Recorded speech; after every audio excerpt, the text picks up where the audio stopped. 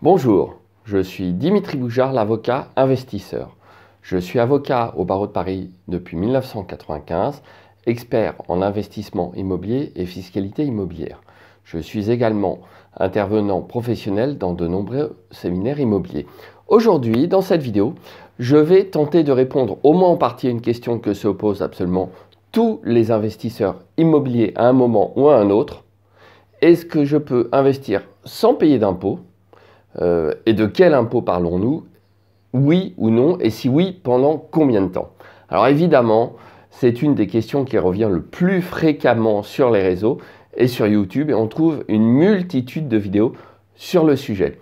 En réalité, je serais tenté d'apporter une réponse déjà peu nuancée, c'est oui. Oui, on peut investir dans l'immobilier sans payer d'impôts, mais de quoi parle-t-on?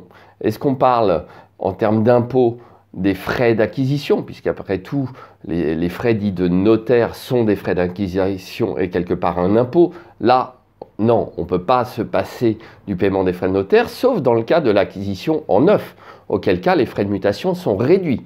Donc, à chaque fois, il faut nuancer. Ensuite, une fois qu'on a procédé à l'acquisition du bien immobilier, est-ce qu'on va pouvoir tirer des revenus de ce bien immobilier défiscalisés? Oui. Alors ça va dépendre de très nombreux paramètres. Évidemment, pour les investisseurs immobiliers qui veulent être rentables et le plus rentable possible, ils vont actuellement privilégier la location meublée pour une raison très simple.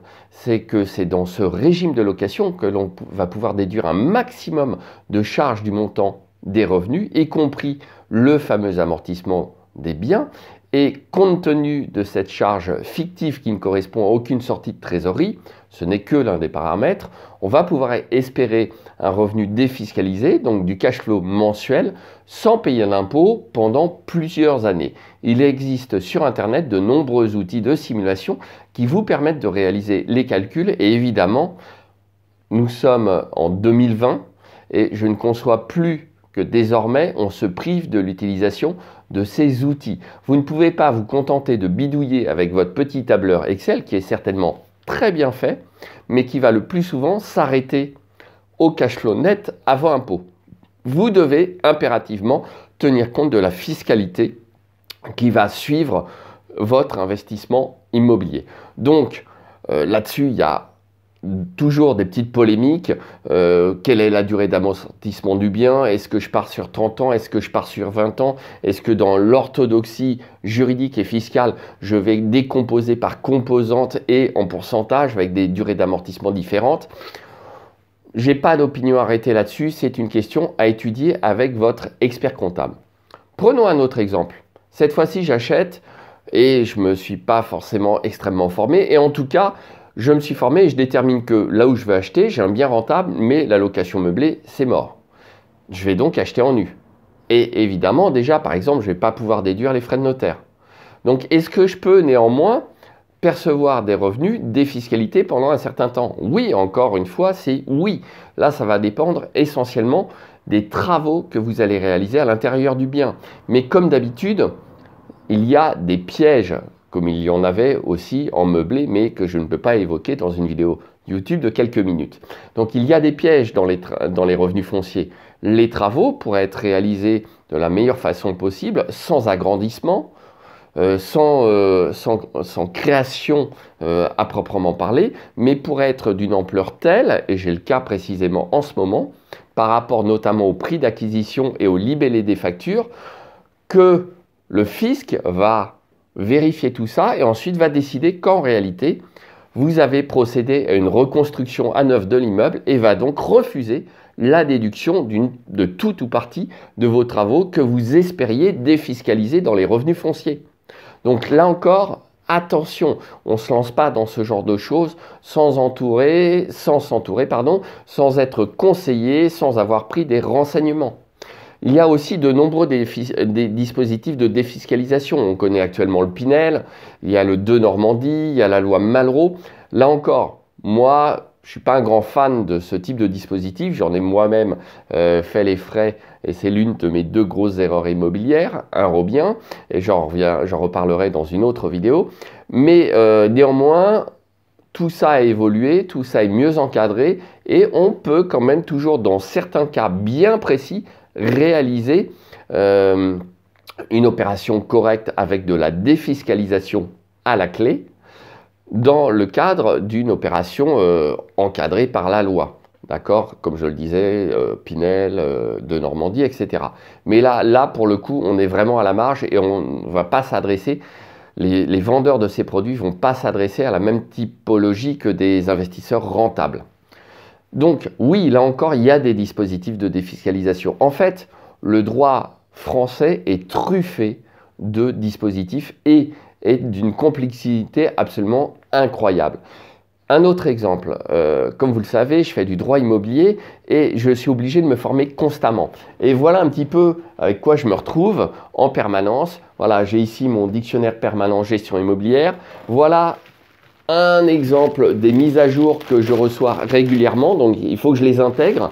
Je ne prends pas connaissance de tout, je prends connaissance de ce qui concerne particulièrement mon sujet, évidemment. Mais voilà un petit peu, ça c'est des mises à jour quasiment mensuelles ou alors un petit peu moins, un petit peu plus. C'est variable en fonction de l'actualité législative.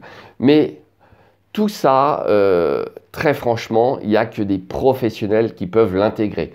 Parce qu'à côté de ça, il faut avoir toutes les bases. Donc rien qu'ici, j'ai un bon petit bouquin sympa sur la société civile de famille. Et c'est absolument énorme, énorme, énorme. Les avocats ont une obligation de formation continue à hauteur de 20 heures par an. C'est pareil pour les experts comptables, c'est pareil aussi pour les agents immobiliers. Ils ont même plus d'heures de formation continue que les avocats.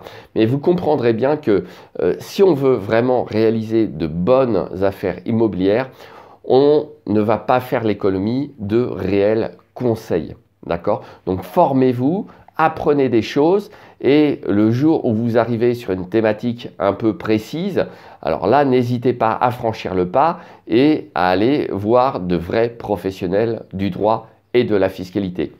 Évidemment, si vous souhaitez acheter un parking à 10 000 € et vous arrêtez là, vous trouverez toutes les informations nécessaires pour le faire sans risque sur Internet. En revanche, si vous avez des stratégies d'acquisition successives avec des problématiques de transmission du patrimoine, d'acquisition du patrimoine, de constitution de sociétés pour englober le tout dans des régimes fiscaux plus stables que celui de la fiscalité des particuliers, comme le régime fiscal de l'impôt sur les sociétés, eh bien oui, là, il faut absolument arrêter de faire ça en amateur, je serais tenté de dire, comme je l'ai fait moi-même il y a une vingtaine d'années quand j'ai débuté.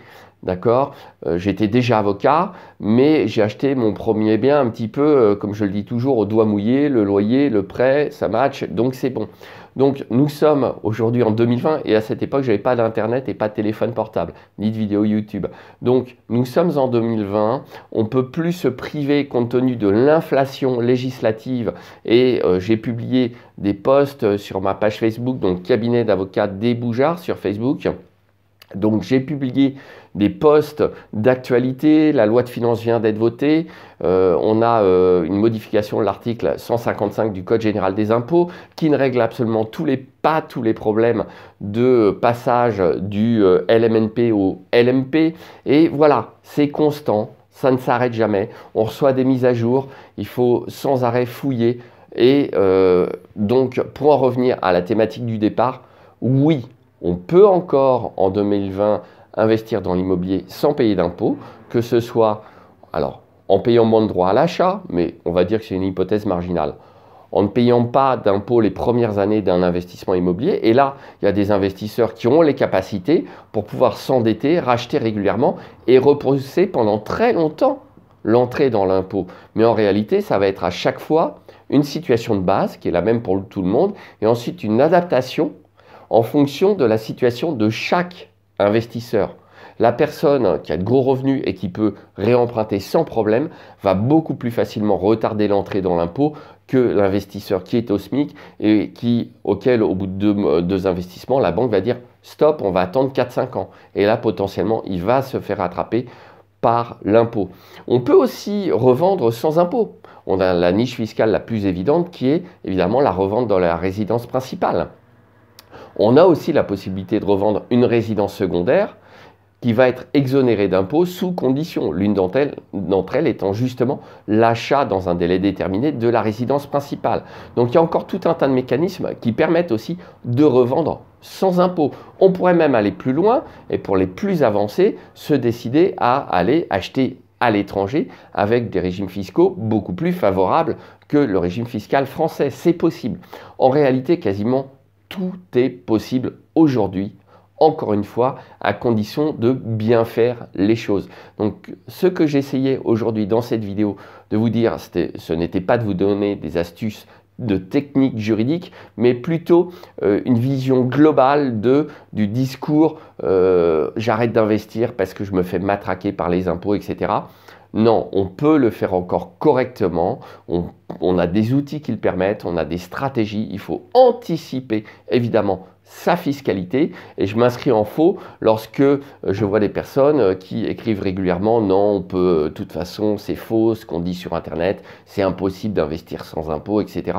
C'est pas vrai, on peut le faire, il faut bien calibrer tous les paramètres et à ces conditions, et évidemment encore une fois le faire de façon juridique et fiscale sécurisée. D'accord? Donc typiquement, ne pas se focaliser sur la fiscalité comme d'habitude. On achète un bien, un appartement loué en nu. Je déconseille formellement de proposer au locataire de lui racheter ses meubles juste pour pouvoir passer en location meublée. Voilà, c'est la tarte à la crème de ce qu'il ne faut pas faire actuellement. Il ne faut pas se focaliser sur la fiscalité parce que là, on court de vrais risques. Il faut le faire antérieurement dans cette hypothèse que je viens d'évoquer. Il sera beaucoup plus intéressant pour l'investisseur de constituer une société civile immobilière qui sera à l'impôt sur les sociétés pour acheter cet appartement déjà loué en nu. Alors évidemment, ça ne va pas correspondre à l'objectif de chacun, d'où l'impérieuse nécessité de définir en amont vos objectifs. Donc tout est lié, rentabilité, définition des objectifs, fiscalité, anticipation de la transmission ou de la revente. Voilà, on peut faire énormément de choses. Surtout, évidemment, si cette vidéo vous a intéressé, abonnez-vous et activez la cloche pour recevoir les notifications de toutes mes nouvelles vidéos. Suivez mon actualité également sur ma page Facebook et je vous dis à très vite pour de nouveaux conseils sur l'investissement immobilier.